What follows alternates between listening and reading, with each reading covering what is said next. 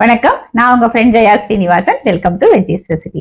இன்னைக்கு நம்ம veggies recipe கிச்சன்ல எந்த விதமான பருப்பு சேர்க்காம பச்சரிசியில பஞ்சு போல சாஃப்டான தோசையும் அதுக்கு தொட்டுக்கிறதுக்கு ஒரு டேஸ்டியான சட்னியும் பண்ண போறோம்.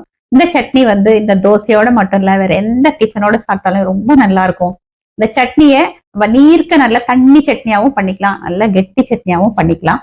பொதுவா தோசை அப்படின்னா கல்லுல ஒரு தோசையும் தட்டுல ஒரு தோசையும் அப்படின்னு கிச்சனுக்கும் டைனிங்க்கும் நம்ம ஓடிண்டே இருப்போம். இந்த தோசை பொறுத்த வரைக்கும் நமக்கு எத்தனை தோசை வேணுமோ ஒரே டைமா எல்லாமே பண்ணிட்டு ஃபேமிலியோட சேர்ந்து சாப்பிடலாம். எவ்வளோ நேரம் ஆனாலும் சாஃப்டாவே இருக்கும்.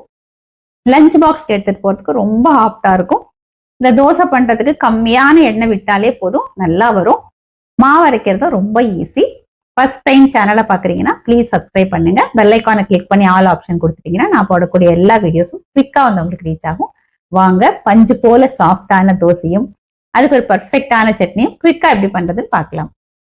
மெஷரிங் கப்ல 1 கப்பு பச்சரிசி, 1 டேபிள் ஸ்பூன் வெந்தயம், இது ரெண்டையும் சேர்த்து நல்லா வாஷ் பண்ணிட்டு 4 மணி நேரம் ஊற வச்சுக்கணும். அரிசியும் வெந்தயமும் நல்லா ஊறிருக்கு. தண்ணியை ட்ரைன் பண்ணிட்டு மிக்சி ஜார்ல நம்ம எடுத்துக்கலாம். அரிசி வெந்தயம் அரைக்கிறதுக்கு முன்னாடி நம்ம அரிசி அளந்த அதே கப்ல 2 கப்பு பொரி, இதை நல்லா வாஷ் பண்ணிட்டு ஒரு 10 நிமிஷம் நம்ம ஊற வச்சுக்கணும். இப்போ பாருங்க, இது நல்லா ஊறி இருக்கு. இது நல்லா புழிஞ்சிட்டு மிக்சி ஜார்ல சேர்த்துக்கலாம். இந்த மிக்சி ஜார்லயே இந்த மாவுக்கு தேவையான அளவு உப்பு சேர்த்துக்கலாம். தண்ணி விட்டு நம்ம தோசை மாவு பதத்துக்கு நம்ம அரைச்சி எடுத்துப்போம். அரைச்ச மாவை இந்த பவுல்ல சேர்த்துக்கலாம். மிக்சி ஜார்ல கொஞ்சமா தண்ணி விட்டு நல்லா கலந்து சேர்த்துருவோம். மாவை நல்லா மிக்ஸ் பண்ணிக்கலாம். மாவை இந்த மாதிரி நல்லா ஃபைனா அரைச்சுக்கணும். நம்ம அரைக்கும் போதே மாவுல உப்பு சேர்த்துட்டோம். ஒரு தட்டு போட்டு மூடி வச்சிருவோம். இந்த மாவு ஃபர்மெண்ட் ஆகிறதுக்கு 6 to 8 மணி நேரம் ஆகும். ஃபர்மெண்ட் ஆனதுக்கு அப்புறம் பார்க்கலாம். மாவு அரைச்சி வச்சு 6 மணி நேரம் ஆயாச்சு. பாருங்க, நல்லா ஃபர்மெண்ட் ஆயிருக்கு. இது நம்ம உளுந்து சேர்த்து அரைக்கிற மாதிரி நல்லா பொங்கிலாம் வராது. நான் மாவை மிக்ஸ் பண்ணி காமிக்கிறேன். மாவு பாருங்க, நல்லா அப்படி பபிள்ஸ் நல்லா ஃபர்மெண்ட் ஆயிருக்கு. இப்போ அந்த மாவோட கன்சிஸ்டன்சியுமே கரெக்டா இருக்கு. ஒருவேளை திக்கா இருந்தது அப்படின்னா நம்ம கொஞ்சம் தண்ணியை கூட சேர்த்துக்கலாம். ஃபர்ஸ்ட் சட்னி அரைச்சிட்டு அதுக்கப்புறம் நம்ம தோசை பண்ணிக்கலாம். ஸ்டவ்ல ஒரு கடாய் வச்சிருக்கேன். 1 டேபிள் ஸ்பூன் எண்ணெய் சேர்த்திருக்கேன். 2 காஞ்ச மிளகா, 2 பச்சை மிளகா, 1 வெங்காயம் ரஃபா சாப் பண்ணி சேர்த்துக்கலாம். மிளகா வெங்காயம்லாம் நல்லா வதங்கட்டும். மிளகா வெங்காயம் நல்லா வதங்கியாச்சு. இதுல 1 டேபிள் ஸ்பூன் பொட்டுக்கடலை, 2 டேபிள் ஸ்பூன் தேங்காய் துருவல், சின்ன பீஸ் புளி. இதை ஒரு தடவை நல்லா மிக்ஸ் பண்ணிட்டு நம்ம ஸ்டவ் ஆஃப் பண்ணிக்கலாம். தேங்காய் ரொம்ப வதக்க வேண்டியது இல்லை. இந்த கடாயோட சூட்லயே இது வறுபட்டுடும். இது எப்படியே இருக்கட்டும். இதெல்லாம் சூடு ஆறுனதுக்கு அப்புறம் நம்ம பார்க்கலாம்.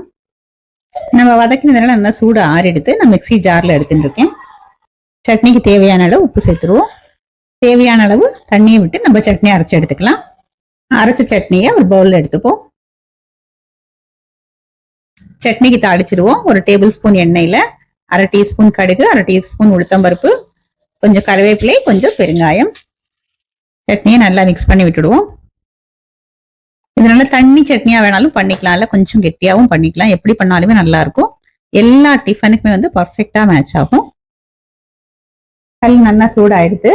இந்த தோசையை ரொம்ப ஸ்ப்ரெட் பண்ணாம அப்படி மாவு இப்படி தூக்கினா மாறி விட்டோம் அப்படின்னா தானாவே ஸ்ப்ரெட் ஆகும். தோசை விட்டதுக்கு அப்புறம் ஸ்டவ் ஃப்ளேமை நம்ம மீடியம்ல பண்ணிக்கலாம். பாருங்க, அப்படியே ஓட்டையா வருது பாத்தீங்களா? இந்த மாதிரி வந்தாலே தோசை சாஃப்டா இருக்கும். சுத்தி கொஞ்சமா ஒரு 4-5 சொட்டு எண்ணெய் விட்டாலே போதும். 1/4 டீஸ்பூன் அளவு விட்டாலே போதும்.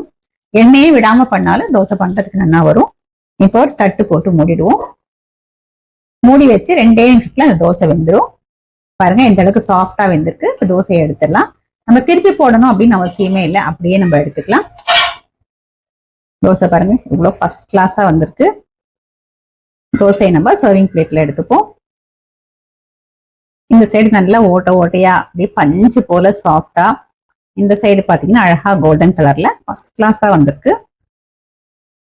இதே மாதிரி எல்லா தோசையும் நம்ம பண்ணி எடுத்துக்கலாம்.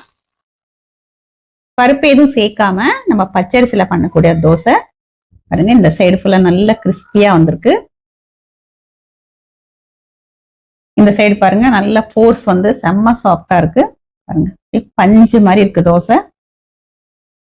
எவ்வளவு நேரம் ஆனாலும் இது எப்படியே சாஃப்டாவே இருக்கும்.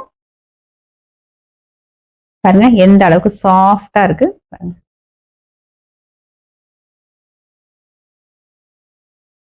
இது நல்ல சாஃப்டா பஞ்சு மாதிரி இருக்கு பாருங்க. தோசையும் சட்னியும் பர்ஃபெக்டா ரெடி ஆயாச்சு. எந்த அளவுக்கு அப்படியே கண்ணு கண்ணா சாஃப்டா பஞ்சு போல வந்திருக்கு அப்படிங்கறத நம்ம பார்த்துட்டோம். இப்போ வந்து நம்ம டேஸ்ட் பண்ணி பார்த்துடலாம்.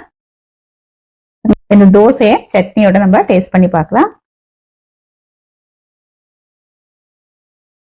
பிரமாதமா இருக்கு. ஸ்பாஞ்சு மாதிரி அப்படியே மெத்து மெத்து மெத்து மெத்துன்னு இருக்கு. சட்னி வந்து கொஞ்சம் காரசாரமா அருமையா இருக்கு. இந்த மாவு அரைச்சி நம்ம ஃப்ரிட்ஜ்ல வச்சு 2-3 நாள் வரைக்கும் கூட இந்த மாவை நம்ம யூஸ் பண்ணிக்கலாம். சட்னில வந்து வெங்காயத்தை நம்ம லேசா வதக்கி சேர்த்ததுனால பச்சை வாசனை இல்லாம அந்த வதக்கின வாசனையோட ரொம்ப நல்லா இருக்கு. பச்சை மிளகாயும் சேர்த்திருக்கும், காஞ்ச மிளகாயும் சேர்த்திருக்கும். அப்ப 2 விதமான பிளேவர் டேஸ்டும் இருக்கு. கொஞ்சம் காரசாரமா இருக்கு. இந்த தோசை அப்படி இருந்தா நல்லா இருக்கும். அவ்வளவு காரம் வேண்டாம் அப்படின்னா நீங்க மிளகாய் கம்மி பண்ணி கூட நீங்க போட்டுக்கலாம். நம்ம பொட்டுக்கடலையும் தேங்காயும் சேர்த்ததுனால இந்த கன்சிஸ்டன்சியும் ரொம்ப நல்லா வந்திருக்கு. இதே மாதிரி இதே மெத்தட்ல இதே அளவுகளோட இந்த சாஃப்டான பஞ்சு போல தோசையும் இந்த ஸ்பைசியான சட்னியும் நீங்க கண்டிப்பா ட்ரை பண்ணி பாருங்க. உங்களுக்கு எல்லாருக்குமே ரொம்ப பிடிக்கும். ட்ரை பண்ணி பார்த்துட்டு எப்படி வந்ததுன்னு கமெண்ட்ல சொல்லுங்க. லைக் பண்ணுங்க, உங்க ஃப்ரெண்ட்ஸ் அண்ட் ஃபேமிலியோட ஷேர் பண்ணுங்க. புது ரெசிபியோட நாளைக்கு நான் உங்களை மீட் பண்றேன். தேங்க்ஸ் ஃபார் வாட்சிங்.